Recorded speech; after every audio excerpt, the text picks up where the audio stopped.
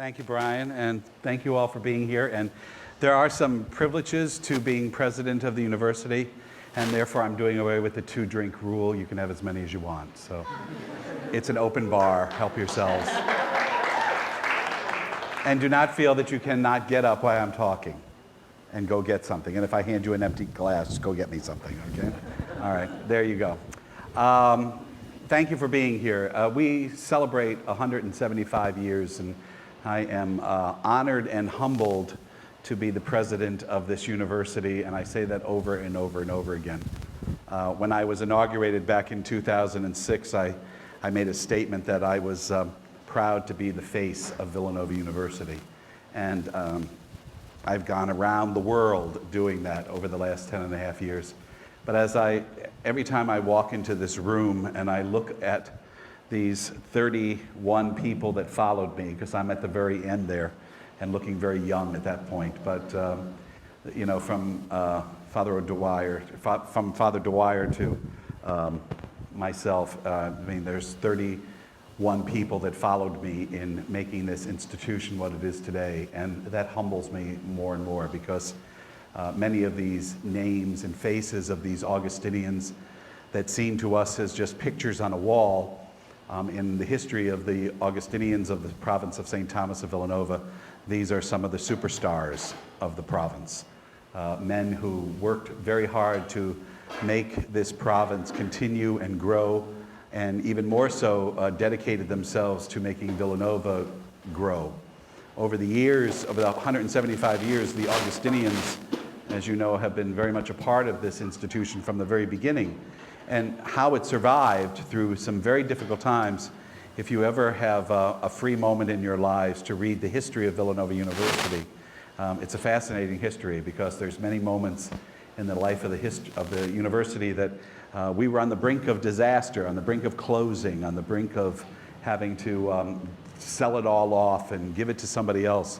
And it was really through the dedication of these men that are on the walls that, as I said, seem just like old photographs to us, that are really the individuals that rooted this place in tradition, a tradition of truth and unity and love, and made sure that it stayed that way. And there are many stories about the Augustinians giving their own food and not eating in order to feed the students, of selling all kinds of land and property off in order to make sure that the core campus stayed alive and well. And so they made a lot of sacrifices over these 175 years to make Villanova what it is today. And I think in some ways we continue to sacrifice, all of us, in one way or another, to make sure that Villanova thrives forward. We talk a lot about community here, over and over and over again. I say to everybody, I don't think there's a day that goes by that you don't hear the word community at least 10 times, probably more. And we struggle with that. You know, we know what the precepts are, we know what the principles are, we know what we're rooted in terms of those concepts of truth and unity of love. And at times we succeed in it, and at times we fail in it. At times we don't do exactly what we should do in terms of building community. And those are the difficult times for the university. Times when the university really, and we are the university, but at times that we really need to step back and do some self-reflection about how do we continue to promote those principles in our daily life? How do we continue to promote those principles in who we are and what we do? What's going on out there? And how we continue to live those principles in everything that we say and do to each other. And as I said, there are times that we succeed and times that we fail in that. And it's probably, for me, it's the moments of failure that I think help us the most to move forward, because it's then that we make the resolve to do things better, or that we want to improve things in one way or another. So as I was asked to speak to all of you tonight, I was asked to concentrate on the theme of roots, relevant, and restless. And those are the themes that we selected for the 175th anniversary. And I'm not even going to begin to try to say Chrissy, those words roll off her lips very easily, but not so for me. So I think in order to talk about it, Probably the best way to explain my relationship to the university and my relationship to those ideas of roots and relevant and restlessness really asked me to kind of look at my own story and where I came from and what I did and how I got to Villanova and how I continue to be at Villanova. So I'm going to share a little bit about me and what brought me here. But in 1970, I arrived at Villanova as a student. I never saw the place before. I had never met an Augustinian in my life. I saw an ad for the Augustinians in a newspaper in Detroit, Michigan, and I wrote away to them, and they sent me information, and I liked what they had to say. And I was really looking at the time, I was a senior in high school, and I really was looking to be a priest, but not just any old priest. My family was, I would say they were kind of Sunday Catholics. You know, they weren't like super involved.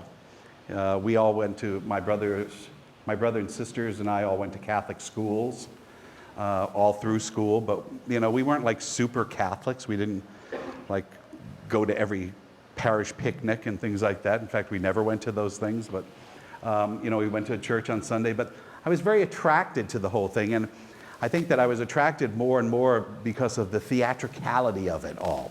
And as you may or may not know, my background is theater. And so, you know, there were lots of lights and costumes and actions and all these kind of things. And as a young man, I was like, wow, that's really neat. And so when I looked at the idea of becoming a priest, it was not the priests in the parish that attracted me, but the sisters who taught me in school. And I was taught all through by Dominican nuns.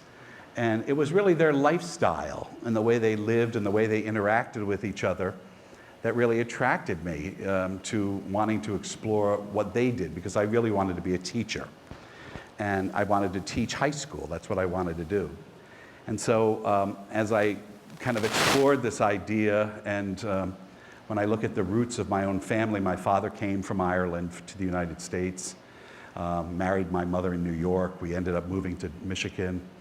And you know, the church and schools and all were very much a part of our lives. And so the Catholic faith was very, very much a part of our lives. So I actually sat down with one of the sisters I knew in high school, and I said, you know, I was interested in this.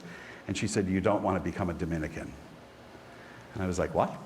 You know, that's kind of strange. You're a Dominican. She said, the Dominican priests are really weird.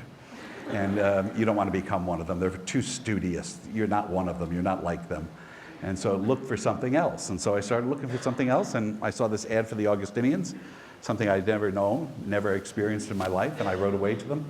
And then suddenly I ended up applying and got accepted to Villanova University. And at that point, I told my parents that I had actually applied to Villanova, and I was going there not as just a regular student, but I was going there to join the Augustinians. And my mother was like, what? And she said, I grew up with the Augustinians. You were baptized by an Augustinian. I grew up, I was born in the Bronx, and we lived in a parish, St. Nicholas de Tolentine. She said, you were actually baptized by an Augustinian. So it was kind of like fate brought me back to it. So when I came here, Father Joe will tell you, I was kind of the wacky one in the seminary. I wore platform shoes. I had big hair, something like Eli's, but bigger. And it was really big, and I wore very colorful clothing.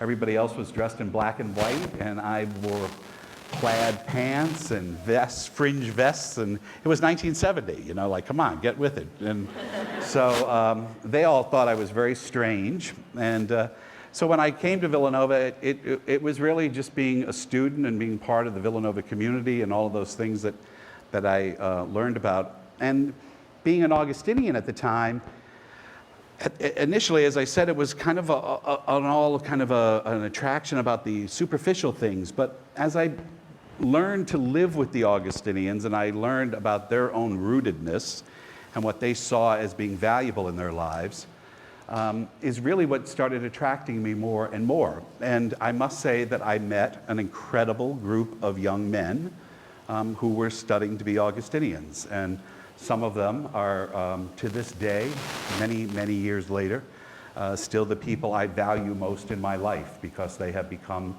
to me more than just friends. They have become brothers to me. They are part of my family. They are my family. When people talk about getting married and having family and children and all those kind of things, in a very real way, I feel like I married the Augustinians, and I have an incredible family because of them. And I'm very proud to say that Father Joe is probably one of the best friends I have, and has been very supportive of me all these years, and actually has challenged me more than he sometimes thinks he does. But it's that kind of life that we have together that really brought me about. But what I also discovered was people. And people, you know, there's many times that you start doubting and saying, oh my God, should I really be doing this, or should I go off and do something else? But then you run into people, and you come into the lives of people that really say to you, there's something happening in my life, and I am taking my life and placing it in your hands. And this is sacred. My life is sacred, and I am trusting you with it. Whether it is marriage, or a birth of a child, or the death of a family member, or a struggle that I'm having with my life in one way or another, this is a sacred moment in my life, and you, as somebody I know, I am trusting you to hold it, and hold it close to you, and help me through this moment, through the joys and the ups and the downs of it. So it's that kind of constant bringing into a person's life that really, really has kept me involved in not only the university, but in the Augustinians for many, many years.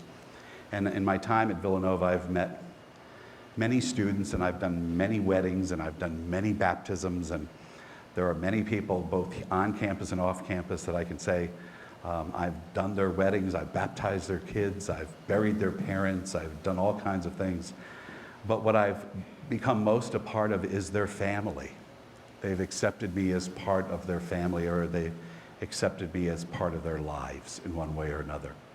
And that's a tremendous relevance for your life. You know, that's what you're doing here and now in one way or another. I never, and Father Joe could tell you this, but I never, ever, ever expected to be the president of Villanova University. I never wanted to be the president of Villanova University. I never tried to be the president of Villanova University. I didn't even want to be stationed at Villanova University. I wanted to be a high school teacher, and I loved teaching high school. And for some bizarre reason, I got ripped out of that at one stage in my life and was brought to Villanova. And from that point on, God took over, not me. And I became, came here as working for the Augustinians as one of the vocation directors at the time. I eventually got a job on campus. I always thought that I was going to leave here and go back to teaching high school, which I really wanted to do. And at one moment in my life, they said, we want you to go on for a PhD. I said no. They said yes. I said no. They said yes. I said no, and they said yes, and that's enough. And so just go and do it. And I went and did it, never expecting much out of it. And suddenly, when I finished it, it was like, you're coming back to Villanova. And I was like, And I came back to Villanova, and I became the chair of the theater department. And I loved what I did. I loved directing. I loved teaching. I loved doing all those things. And then it came time when my predecessor, Father Dobbin, who's the picture right next to me, after 18 years of being president, said, I no longer want to do this job. And they said, who's next? And I said, not me. And they asked for people to put their names in. I didn't put my name in. And a very good friend of mine came to me and said, why didn't you put your name in? And I said, because I don't want the job. I don't want to do that. I have no interest in being the president. And they said, why not? And I said, well, you have to understand Father Dobbin. Father Dobbin was a very different kind of person. He was very intellectual. He was a brilliant man. He was almost untouchable in some ways. The students used to say you saw him when you came and you saw him when you left. And you never saw him in between, you know, that he was always off doing something. And I said, I don't want to be that. I want to keep in touch with students. I want to keep in touch with the life of the university. And I don't want that job. I don't want to sit behind a desk all my life. And some very wise words came out of his mouth saying, if you become president, you can do it any way you want. You're the president, so you can change it around. And he said, the other thing is, just because you put your name in, and this is one of the best lessons I ever learned, just because you put your name in doesn't mean you're going to get it.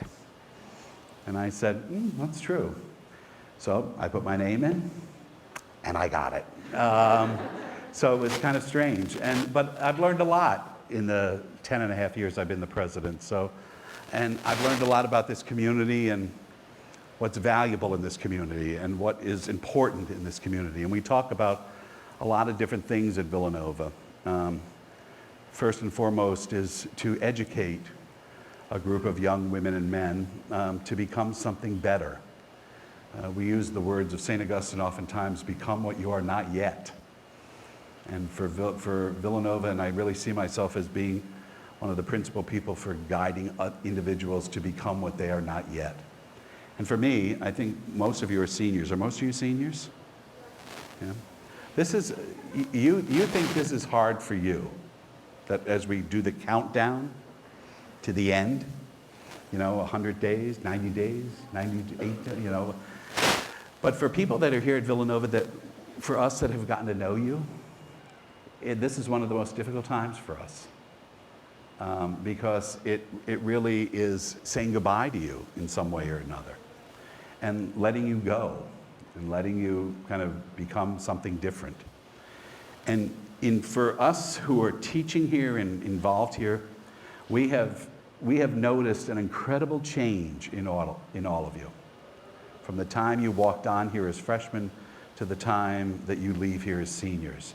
You have matured, you have made decisions, good decisions, bad decisions, but you've taken hold of your life. You've decided what you want to do, what you don't want to do, when you want to do it, when you don't want to do it. You don't have somebody kind of always looking over your shoulder.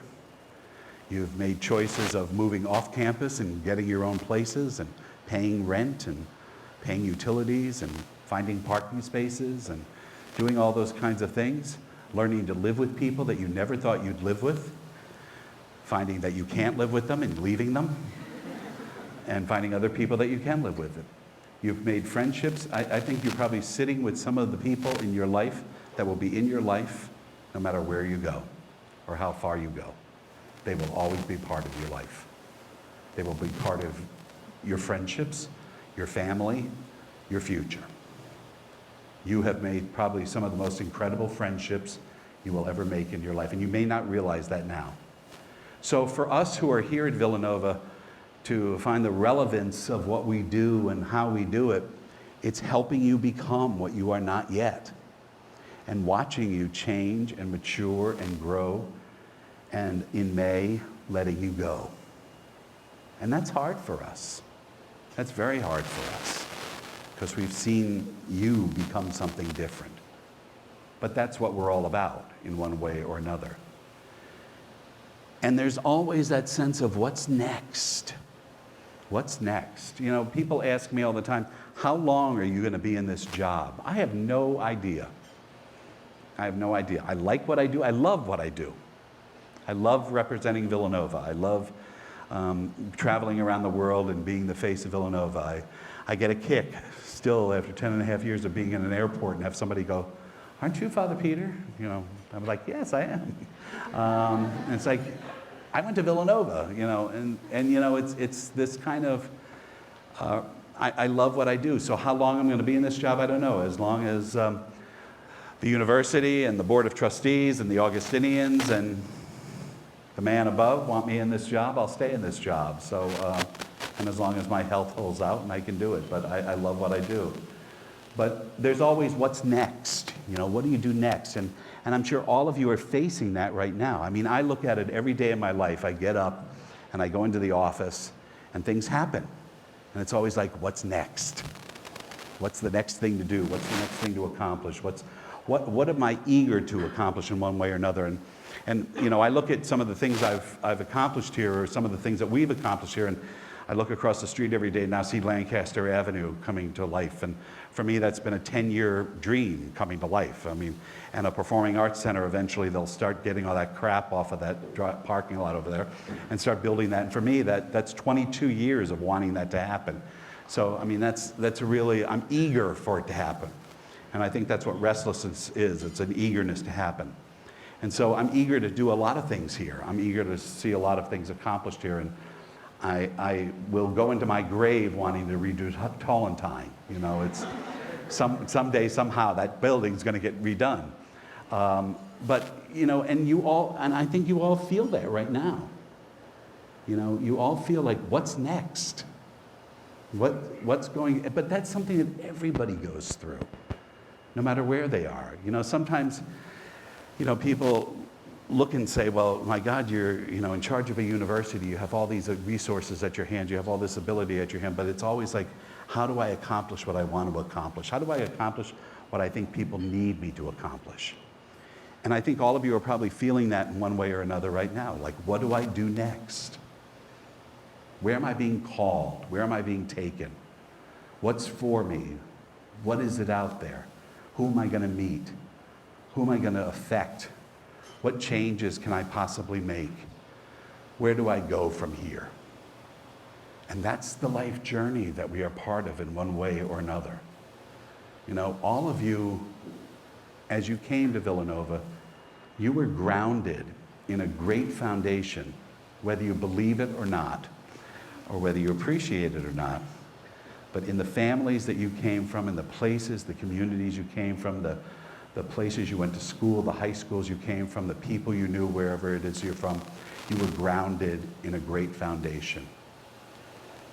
And in here, as you came here, as I said, I hope you discovered something about yourself that you never thought possible.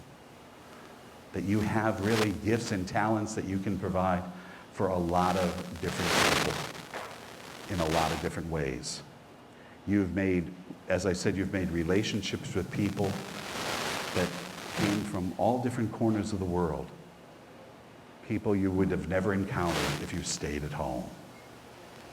So you took a risk and moved on to something else. You know, you took a risk in a dream that something here was going to change your lives and change your perspectives about what you were going to do. And now, in many ways, you look at the restlessness in your life and how you move forward and how you go forward and where you go from here and what you're going to do and where you're going to land up. And I assure you, there are going to be countless changes in your life from this moment on. You know, decisions, things you have to do, places you have to go, people you need to meet. They're going to constantly keep haunting you. So I hope and I pray that Villanova has given you a piece of who you are. And it's just a piece. There's no way that I believe that Villanova is the be-all and end-all of your lives.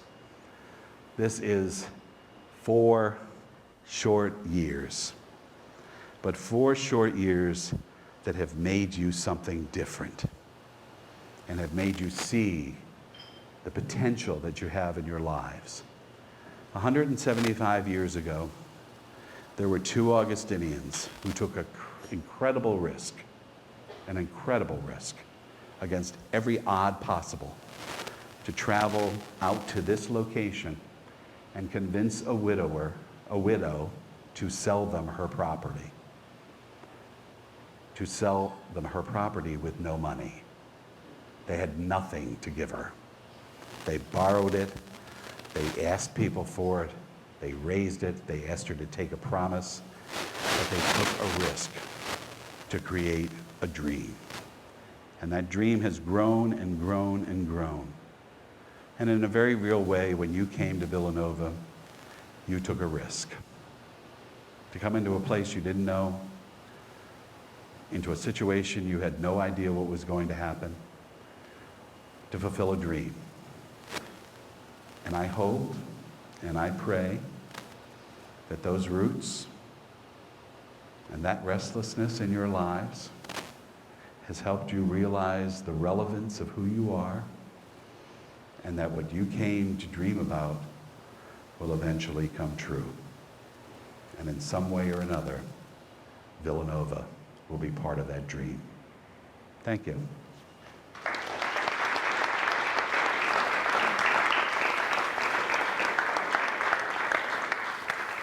Do I answer questions? I'd be happy to. Thank you very much, Father Peter, for sharing your story and inspiring us. I think Brendan, your services are being requested. Get yourself one too. I think Father Peter is willing to take a couple of questions, or if there are comments or things that we would like to add to the conversation. If anybody would want to get us started.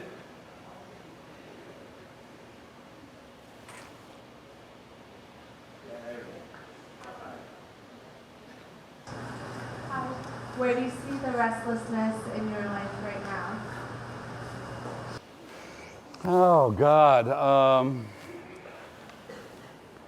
I think in some ways the restlessness is always there.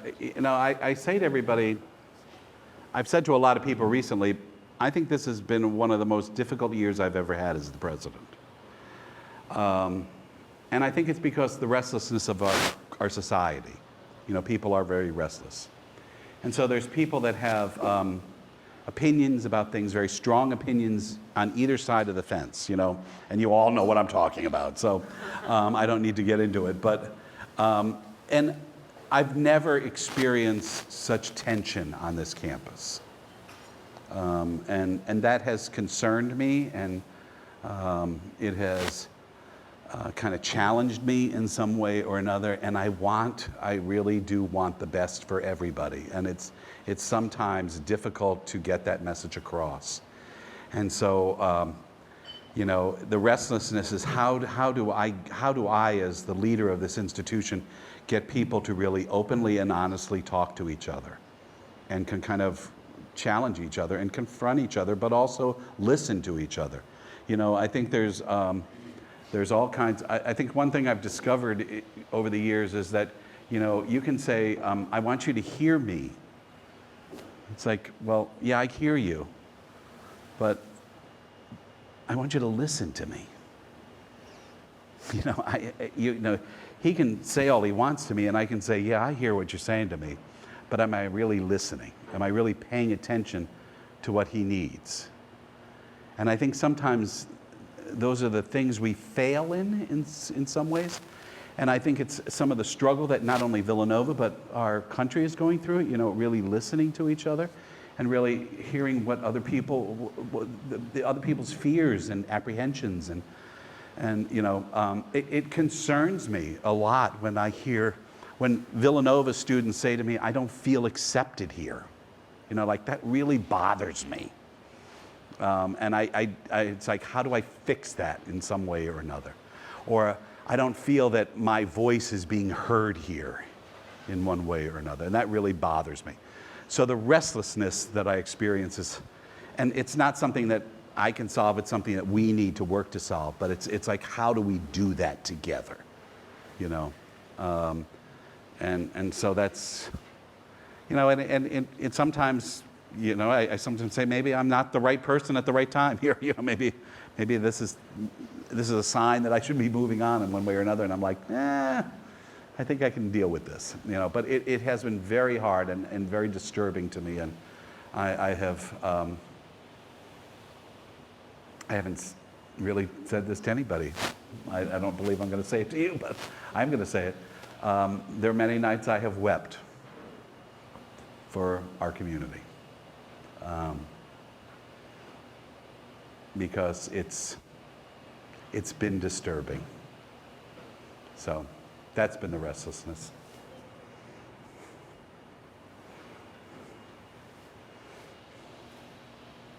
Now that I've silenced you all, did you get my wine? Okay, thank you.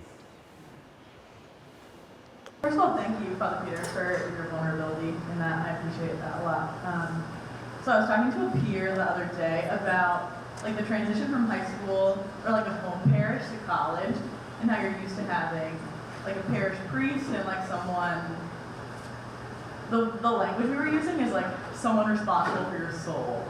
There's someone that that's praying for you, with the home parish community, and we were like, okay, what does that look like transitioning out of a home parish, and really coming to you as the idea of that, the person who, pastorally is responsible for students on our campus. And I just wanted to ask, how you see your pastoral role for students on this campus, and like I think that you do it very well, and just how you balance that like administrative and relational aspect of like being the president of our university, but also like our priest.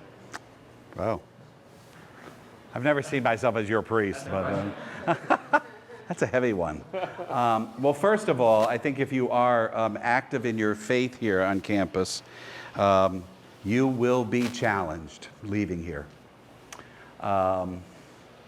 Because you will not find necessarily what you find here on a daily or weekly basis in terms of liturgical faith celebration or faith community that you will find necessarily out, I'm sorry to say, in the greater Catholic Church, especially some of the neighborhoods that you might want to work in. So I'm going to tell you right now, and I'll see if Father Joe cringes when I say this, he's looking in the back. Find what works. Find what works. So if you go into a church, wherever you might be, and it's not working for you, find another one. Find one that works for you. Find a parish that works for you. Find a parish community, a faith community that works for you. And don't walk away from it. Don't walk away from it. And I feel that I've experienced that with a lot of students that have gone through here. They'll say, like, it's not like at Villanova. You're not going to find it. You're not going to find the same thing here. But there are places out there that will answer your spiritual needs, and you need to find them, and you need to say it. And so don't look at it as, oh, I live in this neighborhood, and therefore I've got to go to the church down the street. The church down the street may not be doing anything for you. Go down the street further until you find what you need to find. So that's one suggestion. When I became president, a lot of people said to me, well, your life here is going to change a lot, and you're going to be away from here a lot. And I am away from here a lot. I'm probably away from here 50% of the time, and my staff would probably think I'm way more than that. But I'm away from here a lot. But I insisted on being part of the Sunday celebrations. I insisted on being part of them because I felt that I needed to be an Augustinian. I needed to be an Augustinian priest to the community here. And I didn't want to suddenly become, oh, he's the guy that does orientation mass and baccalaureate mass. And, wow, that's nice. But, how do they see me? I wish I could do more, but I'm not around a lot. If you come at 7:30 in the morning on Sundays, I'm always there. So, but most of you are not there at 7:30 in the morning. I'm barely there at 7:30 in the morning. But, it's a struggle. It's a struggle. But I think for young people particularly, and what I fear the most at times is that people are going to, that have a faith community here and have experienced, the ability to kind of sit down in such settings as this and talk about what you think and feel. And you're not going to have that when you leave here, unless you have this very close group of friends that sit around in your apartment in Manhattan and chit-chat with you about what life is all about. But most of the time it's going to be, oh my God, I'm exhausted, I need to go to bed because I need to get up at 6 in the morning and be back at work. And life takes over. Life takes over in a serious way. So you need to find those opportunities for spirituality and spiritual growth. And you need to find the place that works for you. And if you ever go someplace, in any city in this country, and you end up there and you feel that, I don't know where to go, give us a call, we'll give you some suggestions. Okay?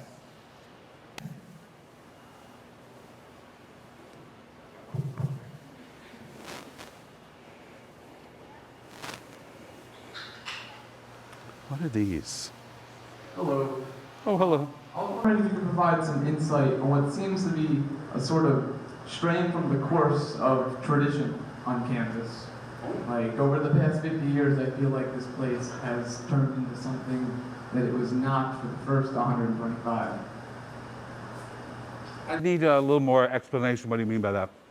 Well, it's been 50 years, you weren't here 50 years ago, so. looking at the school's history, it seems there were a lot of crucial and core changes to tenets that were upheld by the community on campus. Can you give me, I'm happy to answer it, but I need something a little more concrete. What do you mean by that?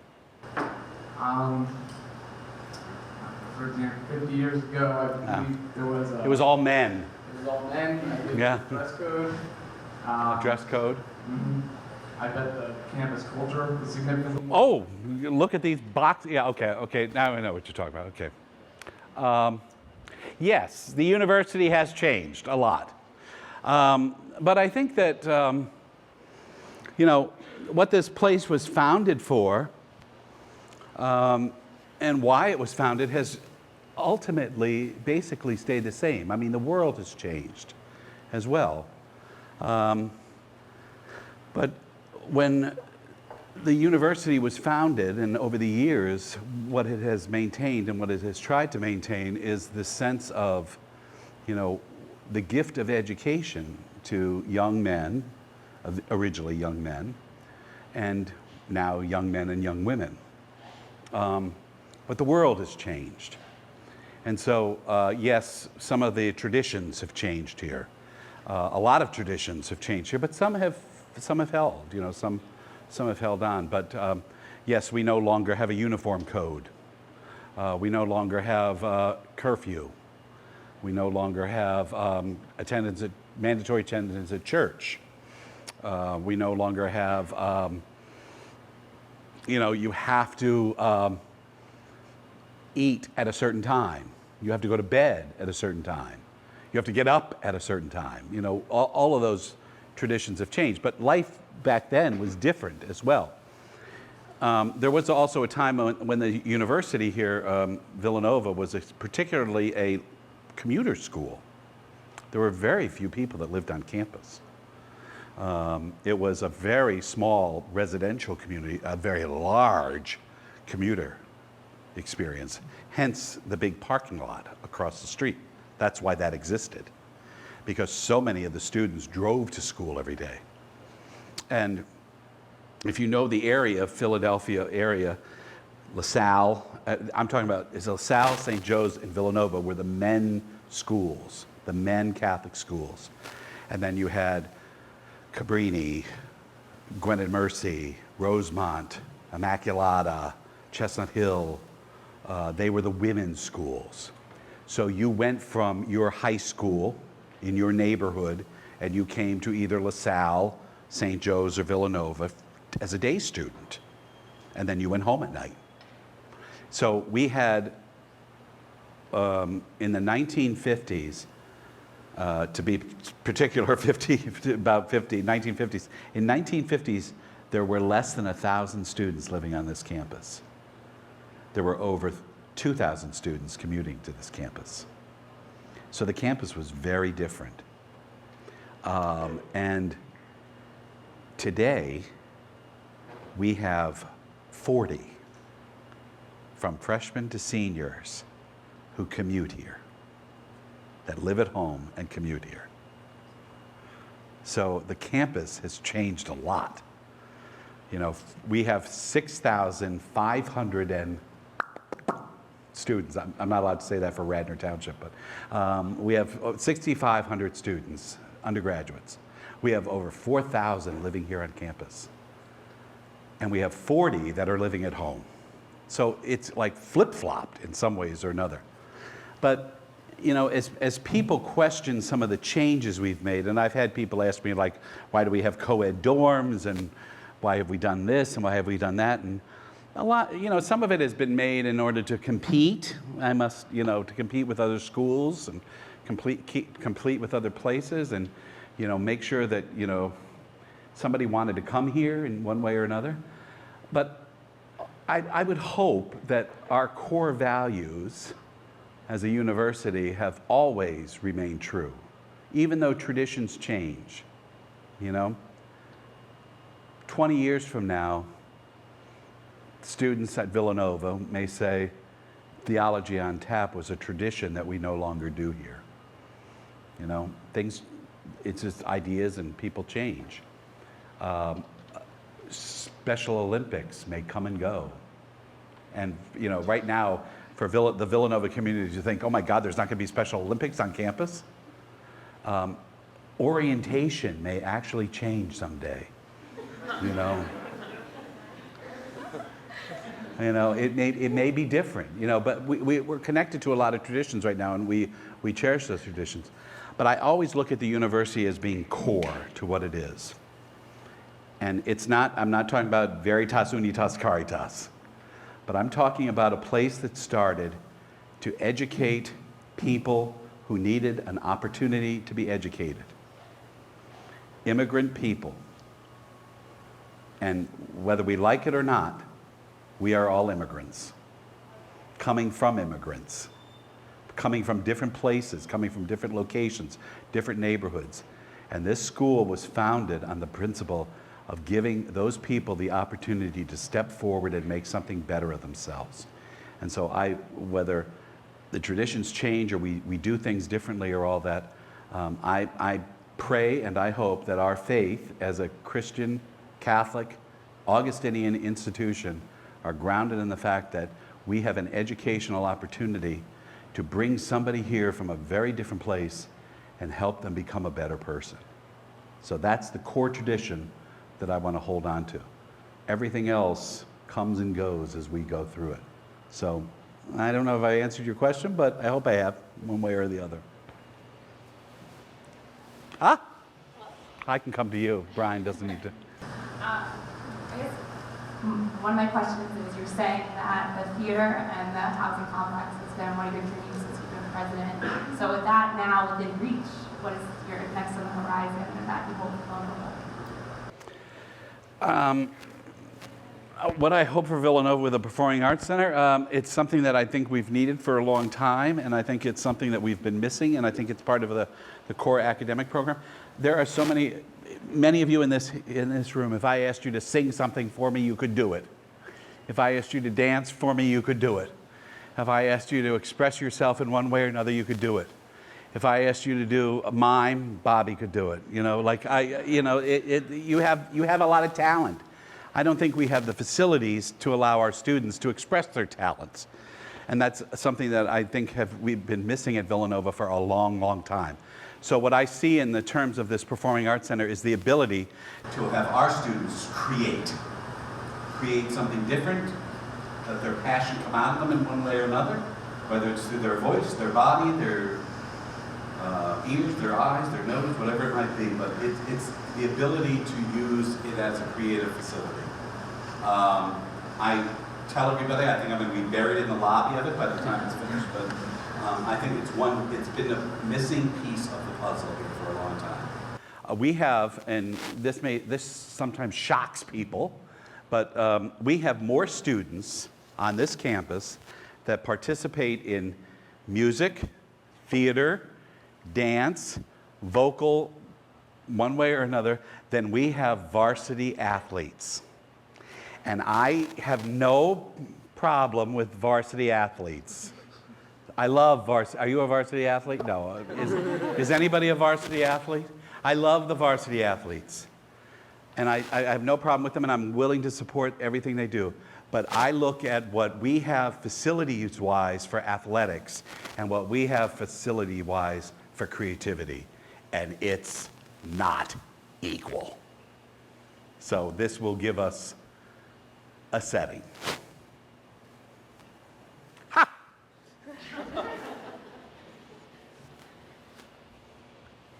Did anybody go for another beer? The bar's open. Maybe we'll take one more question, and then Father Peter will be around for some conversation, one on the call. But we'll take one more. So with Villanova's emphasis on community and a lot of us here graduating and leaving Villanova in May to enter a new community, can you speak at all to your own experiences with those moments when you were so comfortable in one community and had to leave to go into another? Good question. I should ask Joe to speak about this. He ripped me out of a community I loved. I'm not going to get into that, though. You know, I think it's a huge transition. You know, you become very comfortable in a place. When I was first ordained, I ended up teaching in an all-boys inner-city high school in Washington, D.C. It was 60% African American, it was 40% white, It was a tough, tough school. They looked upon the Augustinians as men in dresses. I mean,